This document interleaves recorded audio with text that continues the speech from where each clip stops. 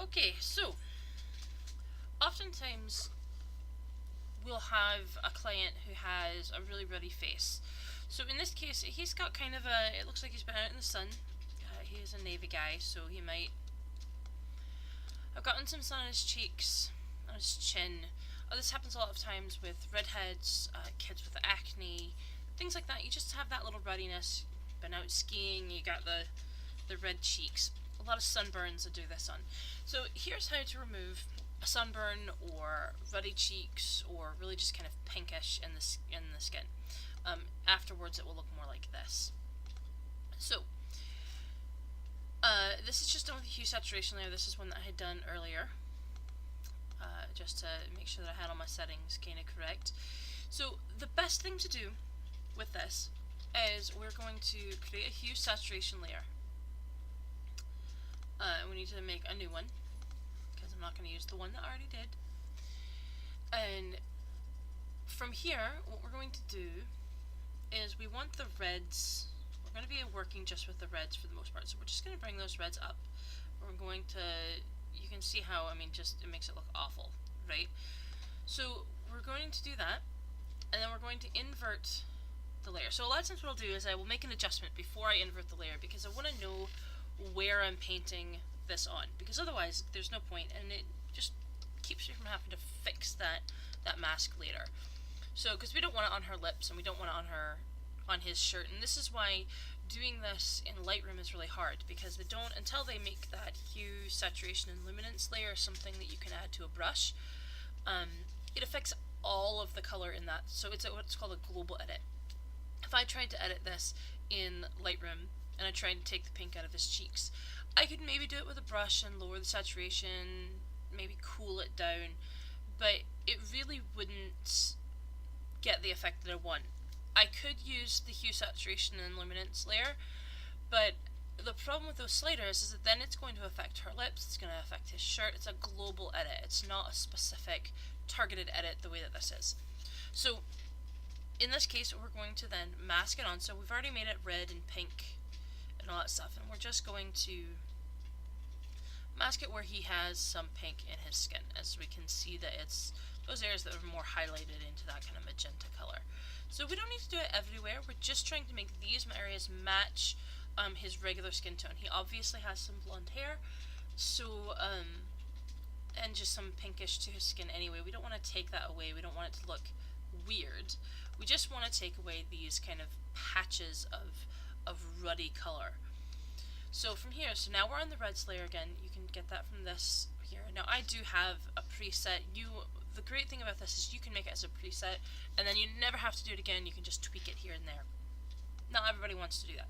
So I'm going to keep the saturation up, and the reason I'm going to keep the saturation up like this is because we really don't want it, see how it kind of fades off into the side there? We don't want it to affect everything, as I said. We just want it to affect just those really red spots. So the way to adjust that, you can do it a couple ways. Some people will just do this, and they'll just take a dropper tool, they'll zoom in a bit more. Just take a dropper tool, and it will adjust this section right here. And that little slider, I don't know if that even made a difference. Did it make a difference? It didn't, because I've already kind of got it there. This slider here will tell you the range of colors. So if I was like, I really just want it to just affect just the most narrow of reds, just those dots, I could. Now I think there's a little bit more in his cheeks, so we can actually widen this and make it go out just a little bit more. And you can see that it really just targets those. So what it's going to do is that those are the only places that it's going to affect. It's going to leave this other color in his skin, so that we're not changing the full color of his skin and it looks pasty or jaundiced. Because a lot of times this can go, because we're going more to a yellow tone instead of a blue tone or something like that, it can, if you do it overboard, it can kind of jaundice the person, given kind of a yellow skin tone, and it's not really a great look. So now that we know the section that we're going to be affecting, these are, I mean, it's just those things. We're going to bring that saturation down, just double click it and we'll bring it down to 0. Now we're just going to take this hue layer and we're just going to move it up just a touch until it looks like that.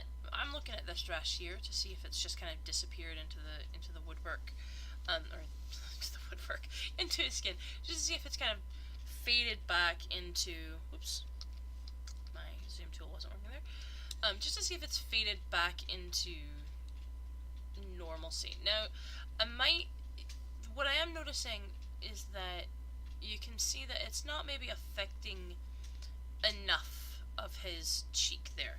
So I'm actually going to widen this scope just a little bit. Don't want to do it too much because it will, like I said, it will make it go a little bit orangey, and I don't want it to go orangey. So if I just take this, you can see if just a very slight change, and it just brings them back there. Now I think it's a little on the orange side, and I think you can do, because red's read darker than the rest of the skin, what you can do is just kind of up the lightness a bit. Now if I were to up it too much, you can see that it's far too much now. It looks shiny and it's horrible. So the other one to do for that is just to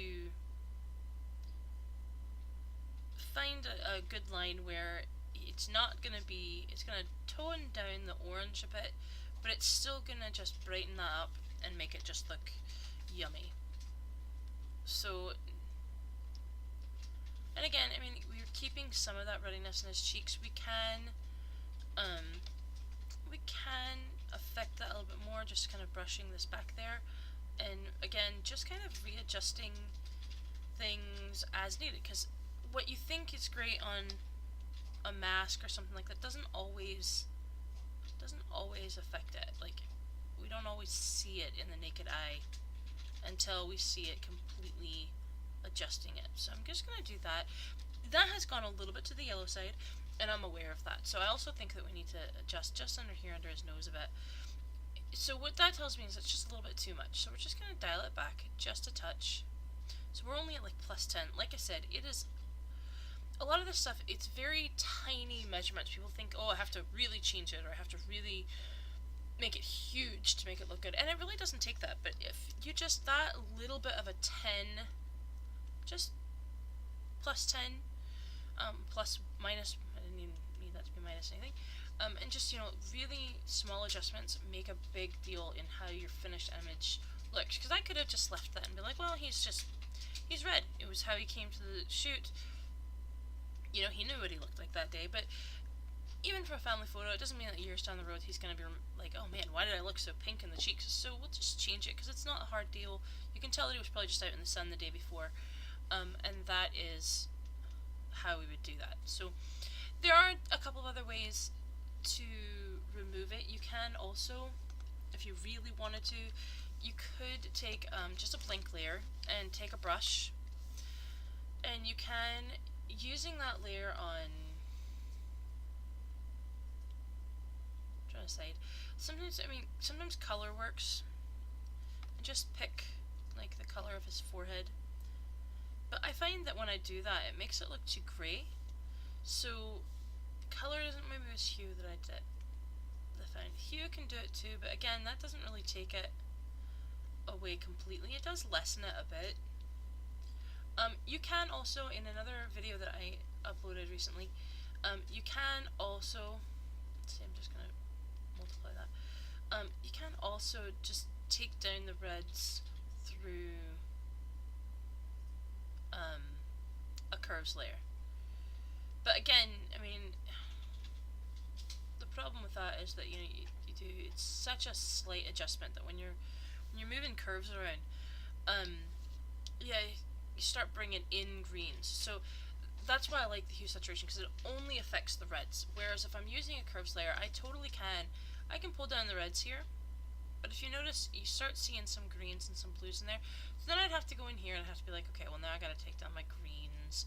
And then it's like upping, or it brings in the pinks. So there are other ways to do this. I'm obviously not creating the wheel here. But I find that this hue saturation layer is really just the best tool. And the great thing about that is that once you get it there, so say this is a typical shot, all I would have to do, now that I've got this, you know, we've got our reds affected, I would just go up to this little drop down menu here and drop it down, and all I'd have to do is save hue and saturation preset, and I can save that. It's gonna be just right here. Oh, okay. can save that in my screen. There we go, as red removal. As you can see, I've already got one up there for that, but yeah. So then when I go in here into my panel, oops. So then when I go in here into my preset, I can do like, hey look, I've got the red removal. Another one that I had done, I think this is pretty similar, was allergy remove. It's not quite as severe. It was for a specific one, and then I had red away, which wasn't quite as heavy for him, and he had just such pink cheeks that I really felt like I needed to make a new one for him. So just different levels of things that it affects. So that is my tip today on how to use the hue saturation layer to remove red cheeks or sunburns and various different... You can do a color cast with this as well, but it's not always as great. So great, have a good day.